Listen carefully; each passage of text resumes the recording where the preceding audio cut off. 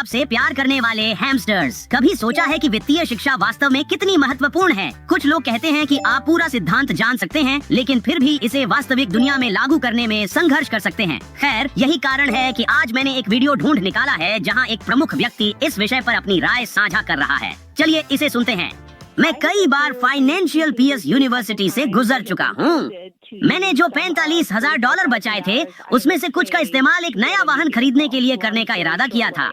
संक्षेप में जो मेरे पास आया वह था लगभग 41,000 का एक ऑटो लोन 3.99% की ब्याज दर पर, और वह गलती से था। मुझे पता है कि मैं इससे बेहतर दर प्राप्त कर सकता हूँ, इसलिए मैं उस ऑटो लोन को रीफाइनेंस करवाने की कोशिश कर रहा हूँ। लेकिन फिर मेरे प्रश्न आते हैं, क्या वास्तव में जैसे मुझे इस 45,000 के साथ क्या करना चाहिए?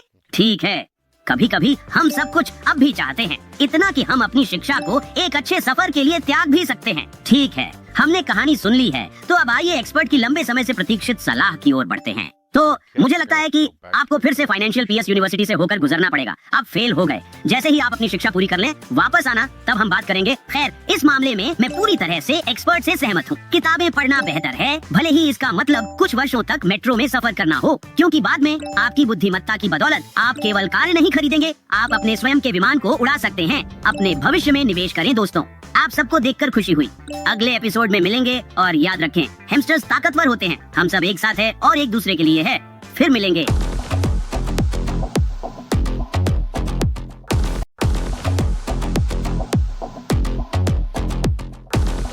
हेलो इंटरनेट के सबसे कूल फाइनेंस एंथुसियास्ट्स, हम सभी जानते हैं कि समय ही पैसा है ना? लेकिन आप क्या पसंद करेंगे, ज्यादा समय या ज्यादा पैसा? आज मैंने एक वीडियो पाया है एक व्यक्ति के बारे में जिसने लगता है दोनों सवालों का जवाब खोज लिया है। बस ऐसे सुनिए। मैं शायद हफ्ते में 5 से 10 घंटे काम करता हूँ, और यह ऐसा नहीं है कि मैं जानबूझकर कुछ नहीं कर रहा हूँ। यह ऐसा है कि मैं उस समय में सब काम कर सकता हूँ, फिर उन्हें तुम्हें और काम देना चाहिए। नहीं, बीच में रोकने के लिए माफ करना। लेकिन ऐसा लगता है कि उस सवाल पर उसने लगभग अपना संयम खो दिया। मुझे लगता है कि उसे बहुत अच्छी तरह से भुगतान किया जाता होगा, अन्यथा उसने हाँ बेशक कह दिया होता।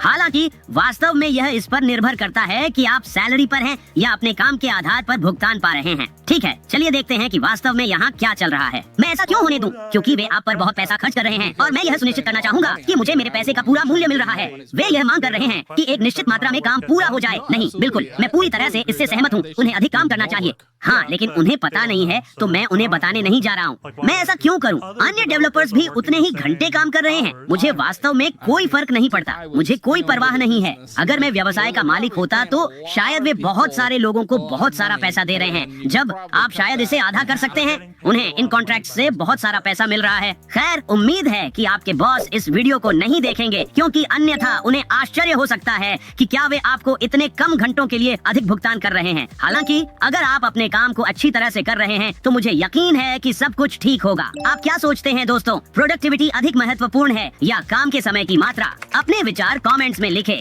अचानक मुझे यह देखने की जरूरत महसूस हुई कि मेरे कर्मचारी क्या कर रहे हैं, और फिर मैं आपके लिए कुछ और शानदार वीडियो ढूंढूंगा, तो इसे मिस ना करें। अगली बार मिलते हैं, और याद रखें, हैमस्टर्स ताकतवर होते हैं। हम सब एक साथ हैं और एक दूसरे के लिए है। अलविदा।